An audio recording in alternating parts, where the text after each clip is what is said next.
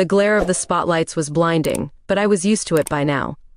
As I stepped onto the red carpet, camera flashes exploded around me like 1,000 tiny supernovas. I plastered on my $1,000,000 smile, the one that had graced countless magazine covers and movie posters.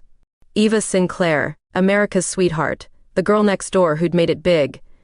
If only they knew how lonely it was at the top. I glided down the carpet, my golden locks cascading over my shoulders in perfect waves. My stylist had outdone herself tonight. The sleek, midnight blue gown hugged my curves in all the right places, making me feel like a goddess. But even as I posed and waved, a familiar emptiness gnawed at my insides. That's when I saw her. In the sea of faces beyond the velvet ropes, one stood out. A brunette with striking green eyes that seemed to pierce right through me. Our gazes locked, and for a moment, the world around us faded away. My breath caught in my throat, and I felt a strange flutter in my chest. I forced myself to look away, to keep moving, but I couldn't shake the image of those eyes from my mind. As I made my way into the theater for the premiere, I found myself glancing back, searching for her face in the crowd. But she was gone, lost in the sea of adoring fans. The movie played, but I barely paid attention. My thoughts kept drifting back to the mysterious woman. Who was she? Why did she affect me so strongly? I'd never felt this way about anyone before, let alone another woman. It was thrilling and terrifying all at once. After the credits rolled and I'd fulfilled my obligations at the after-party, I retreated to the solitude of my hotel suite. I kicked off my heels and poured myself a glass of wine, trying to make sense of the emotions swirling inside me. As I stood by the window, looking out over the twinkling lights of Winston-Salem, I couldn't help but wonder if I'd ever see her again. Little did I know, this was just the beginning of a journey that would change my life forever. I raised my glass to my reflection in the window, a wry smile playing on my lips. "Here's to you, mystery woman," I whispered. "Whoever you are, you've certainly made things interesting." Days passed, but I couldn't shake the memory of those mesmerizing green eyes. I tried to lose myself in work, but even on set, my mind wandered. Who was she? Would I ever see her again? Fate, it seemed, had other plans. I was huddled in a corner booth of my favorite cafe, hiding behind oversized sunglasses and a floppy hat, when I heard a familiar voice ordering at the counter. My heart skipped a beat as I peered over my cup. It was her. She turned, coffee in hand, and our eyes met. Recognition flickered across her face, and before I knew it, she was sliding into the seat across from me. "I'm Angela," she said, her voice warm and rich. "I hope you don't mind me joining you. I promise I'm not some crazy stalker." I laughed, surprising myself with how genuine it sounded. "Eva," I replied, though I'm sure she already knew. "And I don't mind at all." What started as a chance encounter turned into hours of conversation. Angela was witty, intelligent, and refreshingly down to earth. She worked as a graphic designer and had a passion for independent films. As we talked, I found myself opening up in a way I hadn't in years. Over the next few weeks, Angela and I began spending more time together. We'd meet for coffee, take walks in the park, or just hang out at my place watching old movies. I told myself it was just a friendship, but deep down, I knew it was something more. One night, we decided to have a private screening of my latest film at my penthouse.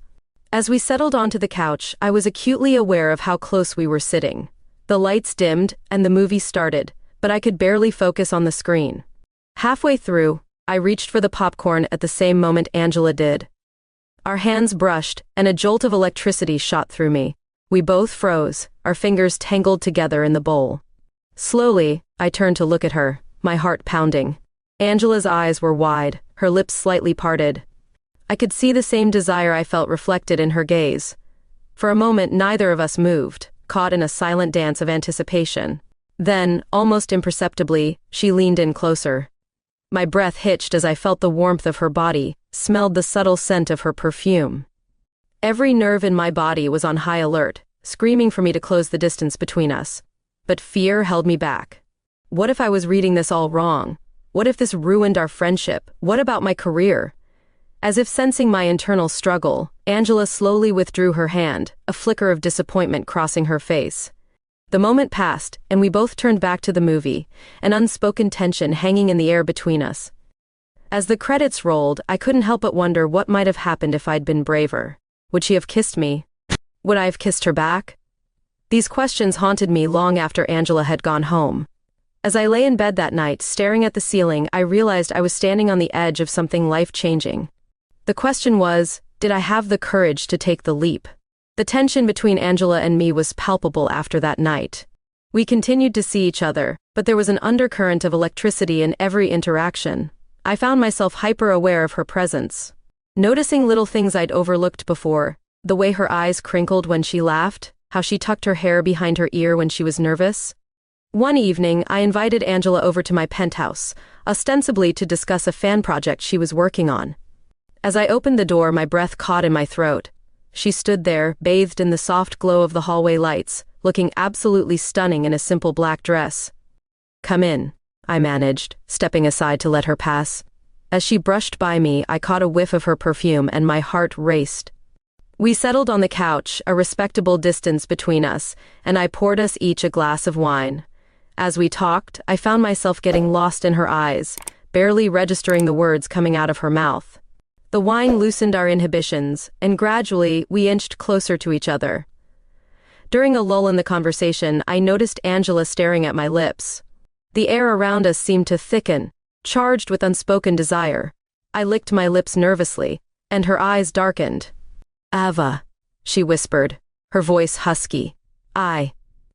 Before she could finish, I closed the distance between us, pressing my lips to hers. For a moment she froze, and I feared I'd made a terrible mistake. But then she melted into the kiss, her hands coming up to tangle in my hair. The kiss was everything I'd imagined and more. Her lips were soft and warm, tasting faintly of wine and something uniquely Angela. As we deepened the kiss, a small moan escaped me, and I felt her smile against my lips. When we finally pulled apart, both breathless, I rested my forehead against hers. "I've wanted to do that for so long," I admitted. Angela chuckled softly. "Me too," she replied, running her thumb across my cheek. We spent the rest of the night talking, kissing, and exploring this new dimension of our relationship. As the first light of dawn began to peek through the windows, we fell asleep in each other's arms, content and hopeful for what the future might bring. The next few weeks were a whirlwind of stolen moments and secret rendezvous. We were careful to keep our relationship under wraps, knowing the media would have a field day if they found out. But in private, we were free to express our love for each other. Each kiss, each touch, felt like a revelation. I marveled at the softness of Angela's skin, the curve of her hips, the way she gasped when I kissed that spot just below her ear. It was intoxicating, and I couldn't get enough. But as our relationship deepened, so did my fears. What would this mean for my career? How would my fans react?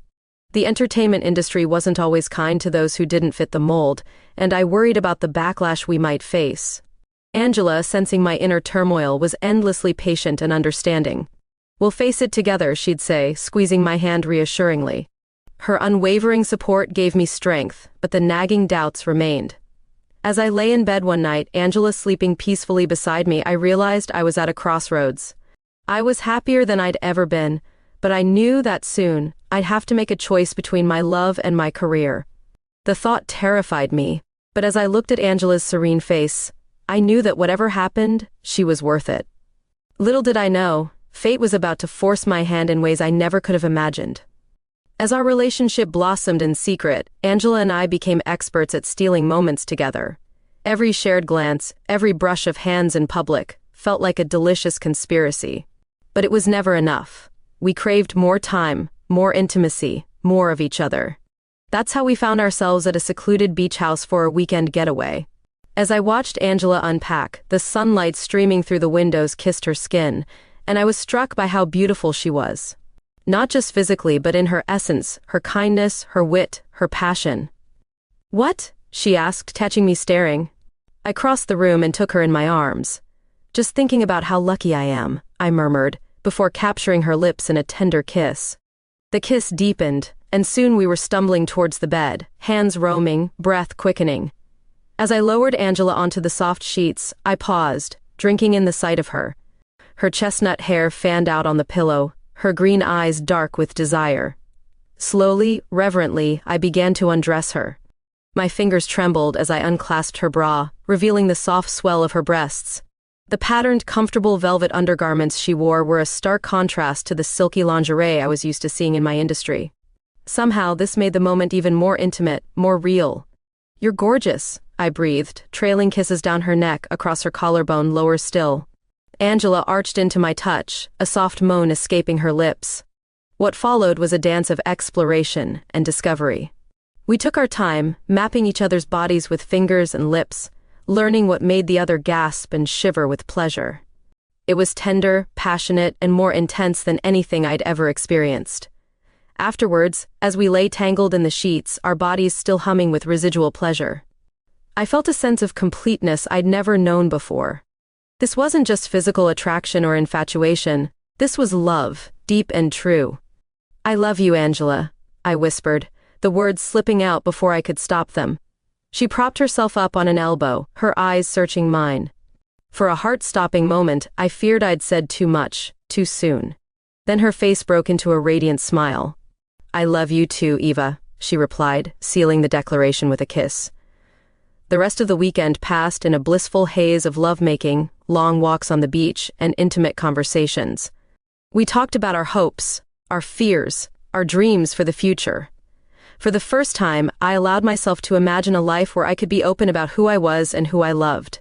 But as Sunday evening approached, reality began to creep back in. Tomorrow we'd return to Winston-Salem, to secrecy and stolen moments. The thought filled me with a mixture of dread and determination. "We can't keep hiding forever," Angela said softly as we packed our bags. "I know you're scared about your career, but—" "I know," I interrupted, taking her hands in mine. "You're right. I'm tired of living a lie. When we get back, I'll talk to my management team. We'll figure something out." Angela's eyes widened in surprise. "Are you sure? I don't want to pressure you." I silenced her with a kiss. "I'm sure. You're worth it. We're worth it." As we drove back to the city, hand in hand, I felt a sense of peace settle over me. Whatever challenges lay ahead, we'd face them together. Little did I know, fate had other plans. The decision to come out would soon be taken out of my hands in the most dramatic way possible, testing our love and resolve to its very limits. The bubble of bliss Angela and I had created burst spectacularly on a sunny Tuesday afternoon. I was leaving a lunch meeting when my phone exploded with notifications. Missed calls from my agent, my publicist, even my mother. What could possibly? Then I saw it. The headline screamed at me from my news feed, "America's Sweetheart and Secret Sapphic Affair." Beneath it, a grainy but unmistakable photo of Angela and me kissing on the balcony of the beach house. My stomach dropped. The world spun. This couldn't be happening. I barely remember the drive to my management team's office. The next few hours were a blur of raised voices, frantic phone calls, and damage control strategies. My agent Tom paced the room like a caged tiger. "We need to get ahead of this," he insisted. "Issue a statement. Say it was a misunderstanding, a joke between friends." I felt sick. "But it's not," I whispered. Tom's eyes softened for a moment. "Eva, honey, I know. But you have to think about your career, the image we've built." As they debated my future, my phone buzzed. A text from Angela, "Are you okay? I'm here if you need me." In that moment, something inside me snapped. I stood up, silencing the room. "No," I said firmly. "I won't lie. I won't hide anymore." The chaos that followed was intense. My team scrambled to pivot, to find a way to spin this that wouldn't destroy my career. In the end, we settled on a vague statement about privacy and personal growth, buying us time to strategize. But the media machine was relentless. Speculation ran wild. Old CO stars were hounded for comments. My social media was flooded with a mix of support and vitriol. Through it all, Angela was my rock, but I could see the toll it was taking on her. The paparazzi had found her too, camping outside her apartment, following her to work. "I'm so sorry," I told her one night as we huddled in my living room, curtains drawn. "You didn't sign up for this." She squeezed my hand. "Hey, we're in this together, remember?" But the pressure was mounting. My management team was pushing hard for damage control. They wanted me to be seen out and about with Jason, my handsome co-star from my last film. "Create doubt," they said. "Keep people guessing." I resisted at first, but as the days wore on and the scrutiny intensified, I began to waver. Maybe if I just played along for a little while, things would calm down. We could come out on our own terms later. It was a decision I'd come to regret deeply. The first date with Jason was innocent enough. A casual lunch at a popular cafe, knowing we'd be photographed. But the headlines the next day were brutal. Eva moves on from lesbian fling. I tried to explain to Angela to make her understand it was all for show. But I saw the hurt in her eyes, the doubt creeping in. I trust you, she said, but her voice was hollow. Things spiraled quickly after that. More staged outings with Jason, coy interviews where I neither confirmed nor denied the rumors. Each move designed to create confusion, to maintain my marketable image, and with each passing day, I felt Angela slipping further away. It all came to a head at a charity gala. I was there with Jason, playing my part. As we posed for photos, I caught sight of Angela across the room. Our eyes met, and the pain and betrayal I saw there shattered my heart. She turned and walked away, disappearing into the crowd. And I knew, with a sickening certainty, that I had made a terrible mistake. As the cameras flashed around me, I plastered on my fake smile, all the while feeling my world crumbling beneath my feet. I had chosen my career over love, and the cost was proving to be far higher than I ever imagined. The weeks following the gala were a blur of misery and regret. I tried reaching out to Angela, but my calls went straight to voicemail, my texts unanswered. The silence was deafening, and I knew I had no one to blame but myself. Meanwhile, my career was in freefall. Despite my management team's efforts, the controversy refused to die down. Some fans stood by me, but many felt betrayed by the perceived deception. Directors who had been clamoring to work with me suddenly became scarce. The golden girl image I'd cultivated for years was tarnishing rapidly. I threw myself into work, accepting a small role in an independent film shooting in Winston-Salem. It was a far cry from the blockbusters I was used to, but I was grateful for the distraction. On set, I could pretend to be someone else, someone whose life wasn't falling apart at the seams. But reality had a way of intruding. One evening, as I was leaving the set, I spotted a familiar figure waiting by my car. My heart leapt, then plummeted as I recognized not Angela, but her best friend Sophia. "She's a mess, you know," Sophia said without preamble. "You really did a number on her." I flinched at her words. I never meant to hurt her. I was trying to protect. "Your career?" Sophia cut in, her voice sharp. "Well, bang-up job there, Eva. You've lost her and your precious image. Hope it was worth it." As Sophia walked away, her words echoed in my head. She was right. In trying to please everyone, I'd ended up losing everything that truly mattered. That night, I made a decision. No more lies, no more hiding. It was time to take control of my narrative. I called my publicist and arranged an interview with a respected LGBTQ magazine. It was time to tell my truth. Consequences be damned. The day of the interview arrived, and as I poured my heart out to the journalist, I felt a weight lifting off my shoulders. I talked about my struggles with my sexuality, the pressure of maintaining a certain image, and yes, my relationship with Angela. I didn't hold back, owning up to my mistakes and expressing my deep regret for hurting the woman I loved. As the interview wrapped up, my phone buzzed with a news alert. My blood ran cold as I read the headline, "Scorned Lover Exposes Actress Eva Sinclair's Private Messages." With shaking hands, I opened the article. There, for all the world to see, were intimate conversations between Angela and me. Our declarations of love, our fears, our dreams, all laid bare for public consumption. I felt sick. This wasn't Angela. She would never do this, no matter how hurt she was. Something wasn't right. In a daze, I left the interview, my mind racing. I needed to find Angela, to understand what was happening. As luck would have it, we were both scheduled to attend a film festival event that evening. The atmosphere was tense as I entered the venue. I could feel the stares, hear the whispers, but I was focused on one thing, finding Angela. I spotted her across the room, looking pale and uncomfortable. Our eyes met, and for a moment, the world faded away. I started towards her, determined to clear the air. But before I could reach her, a hand grabbed my arm, spinning me around. It was Jason, my co-star from the fake dating scheme.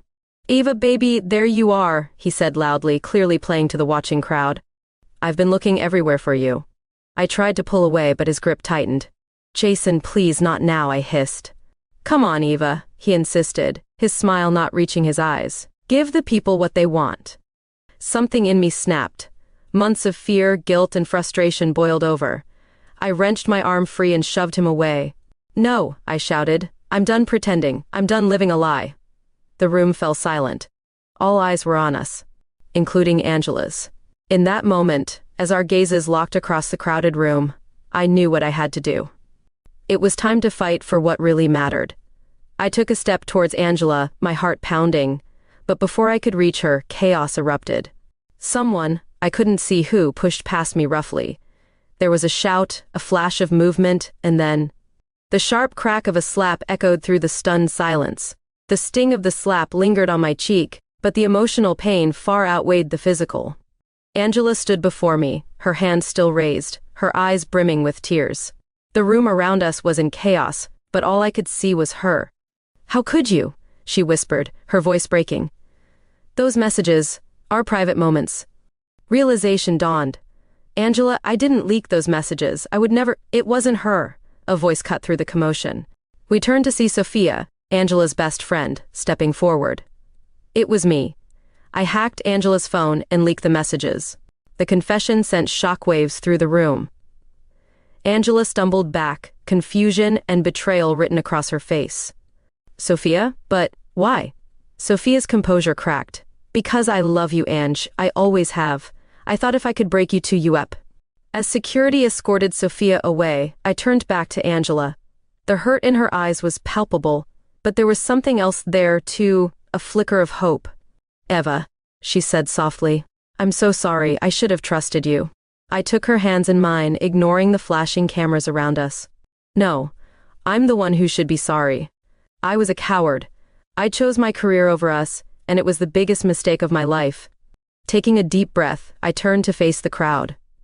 The room was packed with industry bigwigs, journalists, and fellow actors. This was it, the moment of truth. "I have something to say," I announced, my voice carrying across the now silent room. "For years I've lived a lie, hiding who I truly am out of fear. But I'm done being afraid." I squeezed Angela's hand, drawing strength from her presence. "I'm a lesbian, and I'm in love with this amazing woman. I don't care if it costs me my career. Nothing is worth losing her." The silence that followed was deafening. Then, from somewhere in the back, a single person started clapping. Soon, others joined in. The applause grew, filling the room with a thunderous roar of support. Tears streamed down my face as I turned back to Angela. "I love you," I said. "Can you ever forgive me?" In response, she pulled me close and kissed me. Right there, in front of everyone. It was a kiss of forgiveness, of promise, of love. As we broke apart, breathless and giddy, I noticed my agent Tom approaching. I braced myself for the worst. "Eva," he said, his expression unreadable. That was quite a statement. I stood tall, my arm around Angela. I meant every word. To my surprise, a slow smile spread across Tom's face. It was brilliant, authentic, brave. The public's going to eat it up. I've already got calls coming in for interviews, LGBTQ advocacy campaigns. I laughed in disbelief. "So, you're saying—" "I'm saying your career's far from over, kid. It's just taking a new direction." In the weeks that followed, life was a whirlwind. The response to my coming out was overwhelmingly positive. Sure, there were some negative reactions, but they were drowned out by the outpouring of support.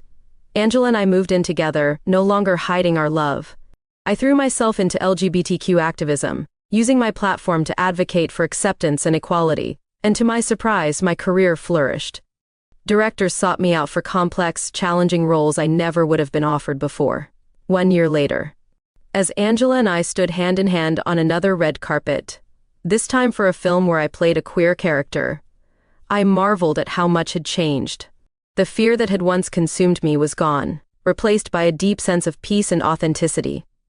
As we posed for photos, a reporter called out, "Ava, are you happy with how things turned out?" I looked at Angela, saw the love shining in her eyes, and smiled. "Happier than I ever thought possible," I replied.